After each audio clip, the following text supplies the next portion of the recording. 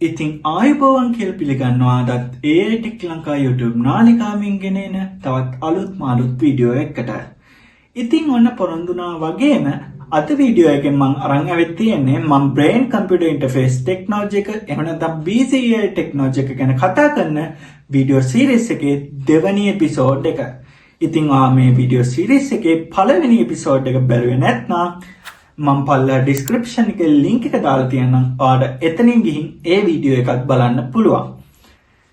ඉතින් brain computer interface technology එක එහෙම නැත්නම් BCI technology එක ගැන කතා කරොත් මේකෙදි ප්‍රධාන වශයෙන් කොටස් දෙකකට අපිට බෙදන්න පුළුවන්. Inversive BCI සහ non-inversive BCI වශයෙන්. මේ inversive BCI වලදී වෙන්නේ ඔයාගේ මොලේ ये කරන සැත්කමක් ශල්‍ය කර්මයක් මාර්ගයෙන් ඔයාගේ මොළය ඇතුළට කුඩා උපකරණයක් ඇතුල් කරනු ලබනවා. මේ වගේ ඔයාගේ මොළයේ ක්‍රියාකාරීත්වය අධ්‍යයනය කරනවා වගේම ඔයාට හැකියාවක් ලැබෙනවා ඔයාගේ බාහිර ලෝකයේ තියෙන ඕනෑම විදුලි බලෙන් ක්‍රියා කරන උපකරණයක් කිසිම ස්පර්ශකින් තොරව ඔයාගේ සිතුවිලි මාර්ගයෙන් පමණක්ම පාලනය කරන්න. උදාහරණයක් විදිහට ඉලෝන් මස්ක්ගේ නියුරලින්ක් ව්‍යාපෘතිය අපිට ඉන්වර්සිව් BCI මෙතඩ් එකක් විදිහට ගන්න පුළුවන්. මේ තාක්ෂණය ගොඩක් උදව් වෙනවා අංශභාග රෝගීන්ට, ඒ වගේම අත්පා අහිමි පුද්ගලයන්ට, විශේෂ අවස්ථා තියෙන රෝගීන්ට ඔවුන්ගේ කෘත්‍රිම අතපය සොලවන්න, ඒ වගේම පරිගණක තීරයක් භාවිතා කරලා තමන්ගේ එදිනෙදා වැඩ කටයුතු කරගන්න වගේ දේවල් වලට මේ ඉන්වර්සිව් BCI තාක්ෂණය ගොඩක් උදව් වෙනවා. නමුත් මේකේ තියෙන ගැටලුව තමයි ඉන්වර්සිව් BCI එහෙම නැත්නම් නියුරලින්ක් තාක්ෂණයේදී ඔයාගේ මොළයේ සැත්කමක් සිදු කිරීම අත්‍යවශ්‍ය කාරණයක් වෙනවා. මේ නිසා මේ තාක්ෂණය ටිකක් මිලෙන් අධිකයි. නමුත් අපි non-invasive BCI method වලට ගියොත් non-invasive BCI වලදී කරන්නේ ඔයාගේ මොළයේ බාහිරින් සවි කරන උපකරණයක් මාර්ගයෙන් ඔයාගේ මොළයේ ක්‍රියාකාරීත්වය අධ්‍යයනය කරන එක.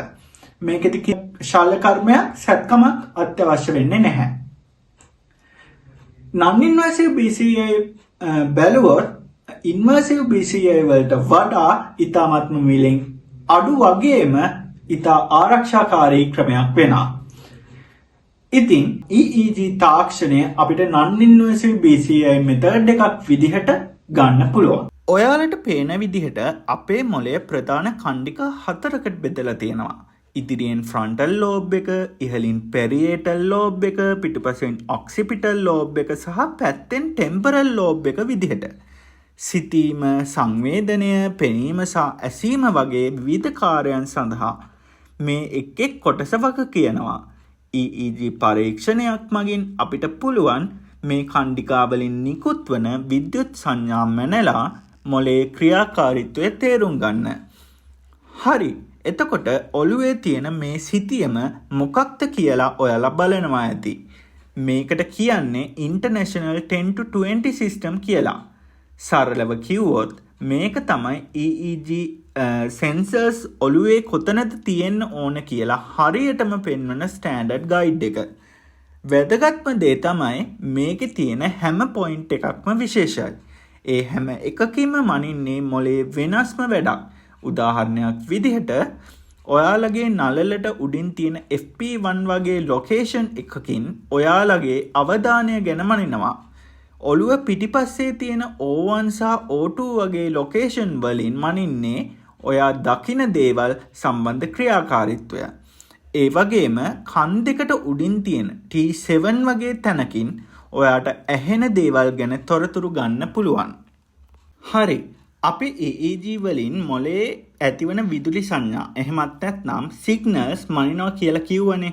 ඒ සිග්නල්ස් එන්නේ බ්‍රේන් වේව් එහෙමත් නැත්නම් මොළ තරංග විදිහට. මේ තරංගවල වේගය අනුව ප්‍රධාන වර්ග 5ක් තියෙනවා. අපි ගැඹුරු නින්දේ ඉන්නකොට හරිම හිමින් යන ඩෙල්ටා තරංගات හීන දකිමින් නිර්මාණශීලීව කල්පනා කරද්දී තීටා තරංගات ඇති වෙනවා. ඔයාලා සැහැල්ලුවෙන් ඇස් වහගෙන ඉද්දී ඇල්ෆා තරංග ඇති වෙනවා වගේම ඔයාලා අවදියෙන් අවධානයෙන් වැඩක් කරද්දී වේගවත් බීටා තරංග තමයි වැඩිපුරම තියෙන්නේ. ගැඹුරින් යමක් ඉගෙන ගන්නකොට එහෙමත් නැත්නම් ලොකු ප්‍රශ්නයක් විසඳද්දී ඇතිවන වේගවත්ම තරංග තමයි ගැමා කියන්නේ. ඉතින් EEG එකකින් කරන්නේ ඒ වෙලාවේ ඔයාලගේ මොලේ ක්‍රියාත්මක වෙන්නේ මේ මොන බ්‍රේන් වේව් එකද කියලා අඳුනාගෙන ඔයාලගේ මානසික තත්ත්වය තේරුම් ගන්න එක. හොඳයි. අපි කතා කරපු මේ බ්‍රේන් වේව්ස් ඇත්තටම මනින්නේ කොහොමද? ඒකට තමයි අපි බ්‍රේන් කම්පියුටර් ඉන්ටර්ෆේසස් එහෙමත් නැත්නම් BCI වලදී මේ වගේ උපකරණ පාවිච්චි කරන්නේ. මේ රූපේ ඔයාලට පේන්නේ අද වෙළඳ පොලේ තියෙන ජනප්‍රිය BCI devices කිහිපයක් වෙන Neurosky Mindwave, Moose headband සහ Emotive headset එක. මේ හැම උපකරණයකින්ම කරන්නේ කිසිම ශල්‍ය කර්මයක් නැතුව පිටතින් ඉඳලම EEG sensors පාවිච්චි කරලා ඔයාලගේ මොලේ විද්‍යුත් සංඥා කියවන එක. මිනිස්සු මේවා භාවනා කිරීමේ ඉඳලා හිතේ බලයෙන් ගේම්ස් කන්ට්‍රෝල් කරන එක දක්වාම විවිධ දේවල් වලට යොදා ගන්නවා. හරි. එහෙනම් මේ BCI උපකරණයක් ඇතුලේ EEG සිග්නල් එකක් වැඩ කරන්නේ කොහොමද?